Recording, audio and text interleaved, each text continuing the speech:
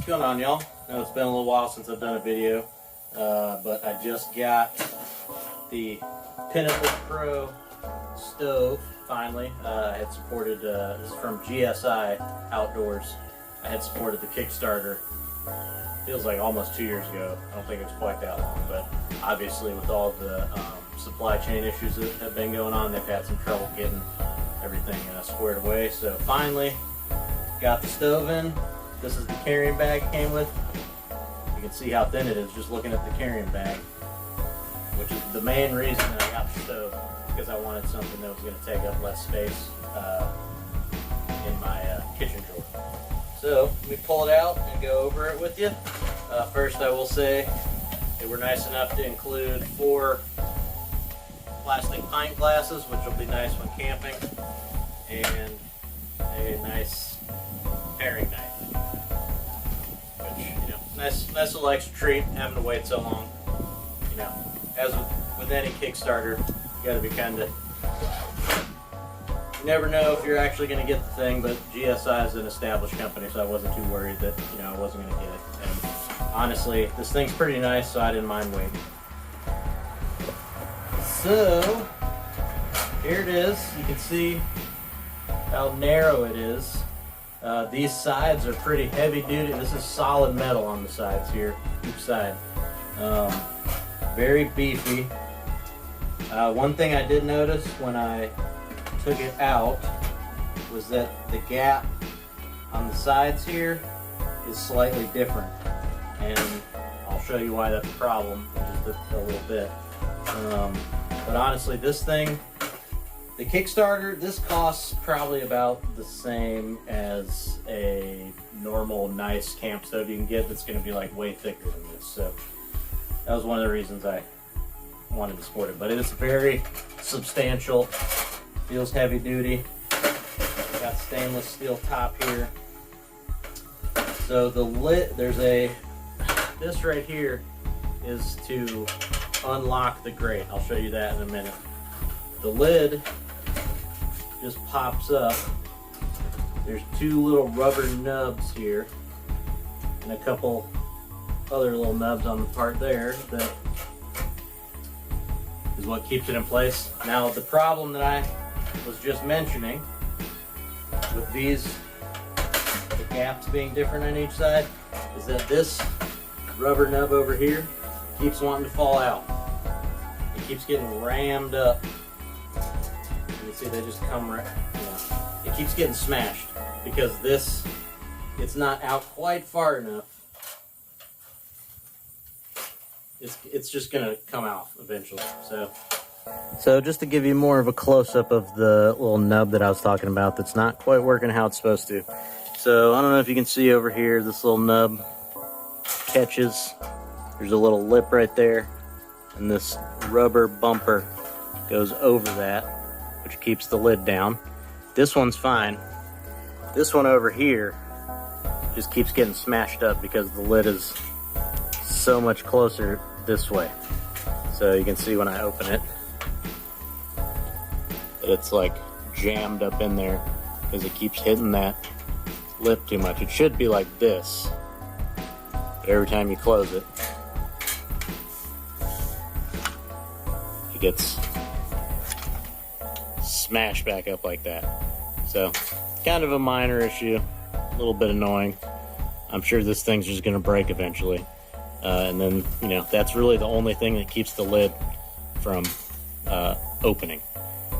You know, thankfully I'll keep it in the bag so it's not going to flop open, and usually it's going to be stored flat anyway, but kind of annoying. You can see this seam here is not quite as wide is this seam over here. So that's really the issue. The legs, to deploy the legs, you just pull up, pull out, drop down. Simple as that. Pop the top open. You can see when you open the top, the grate raises with the top, which is part of the way they were able to keep it so thin. You can see the grate is pretty substantial. And it's thick. It's better than most grates you're going to get on a camp stove. And then you've got the wind guards, which they just kind of slot down like that. So you just pull it up, rotate it out, drop it down, and there's a little catch there that you can put it on. Same for this side. Drop it down, pull it forward a little bit so it can catch. You got the wind guards. So this thing is actually bigger than the camp stove I currently have, as far as the cook surface goes, which is really nice. So yeah, you got the basic controls, just two on-off knobs. Each burner has a starter, which is kind of nice. Other stoves I've had have a button, just one button that does both of them. And another thing that I really like is that it has a stainless steel flexible propane canister hose. So you hook this up and then the canister goes on that end. The reason I like this is because usually camp stoves, they come with like a rigid propane canister hose or line that I don't know why, but the canister has to like sit at an awkward angle. So with this, it attaches to the back here, which this is another nice feature. It's got a little trap door that kind of covers where you attach the line.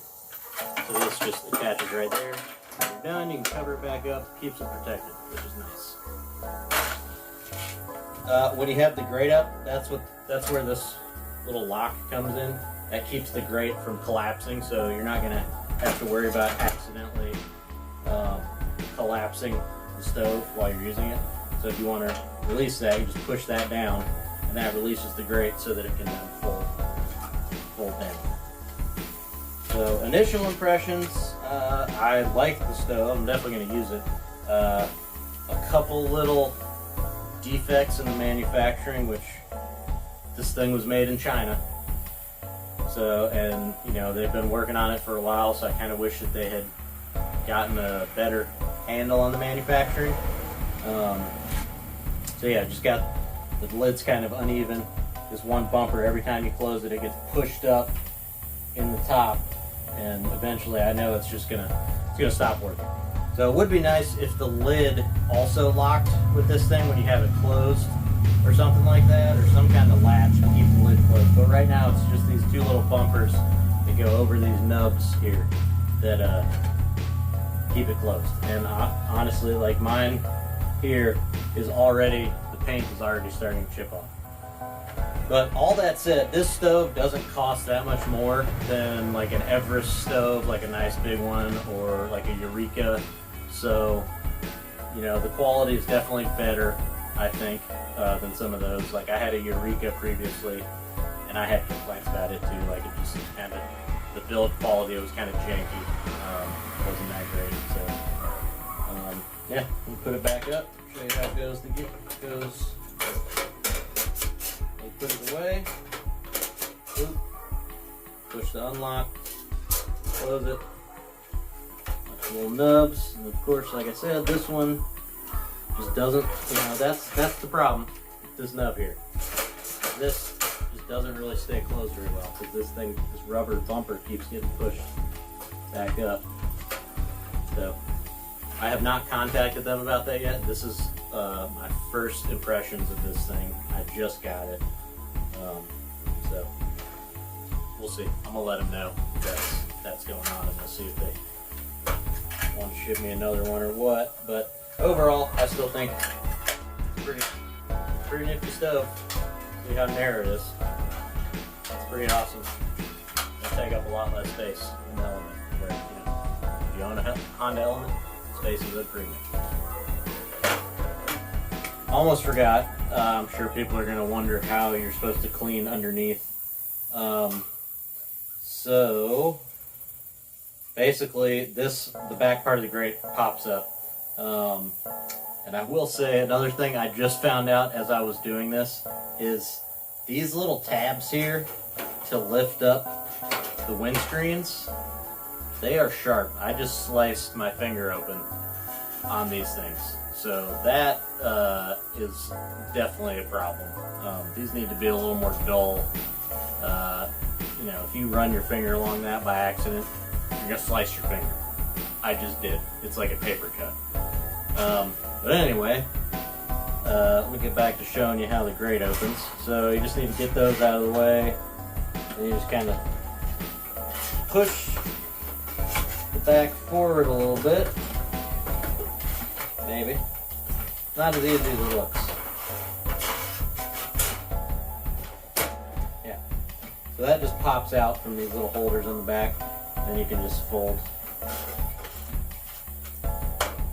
that forward. A little weird. This one seems to move a little more freely than the one over here where the lock is. Anyway, just fold that up. And you can clean underneath here. Put it back. Push it in. Locks in place. Put these back. Again, watch out for this little grab tab, because I just cut myself. So I should mention that this is not currently available on GSI's website. I believe they're only shipping to the people who support the Kickstarter right now. Most likely, I'm guessing, because of said manufacturer supply chain issues. So they have probably only been able to get the initial shipment. So if you're curious what this thing's going to retail for, I have no idea. I think I paid like 180 bucks or so for the Kickstarter, and I got the bag, I got, you know, you saw some goodies. I got the pine glasses and the paring knife. So we'll see what it ends up retailing for. Like I said, it's not for sale on their website yet, so you'll just kind of have to wait and find out. So just to recap, the two main issues that I found are the rubber bumper here that locks the lid down. The lid is not straight. It's kind of diagonal, so this one keeps getting pushed up. And then, as I just discovered, you can slice your finger open on the windscreen tab. So those are two things that hopefully by the time they actually bring this to full market to sell to the wider public, they will take care of this, because I'm sure they're going to get a lot of complaints, especially if people are slicing their fingers open.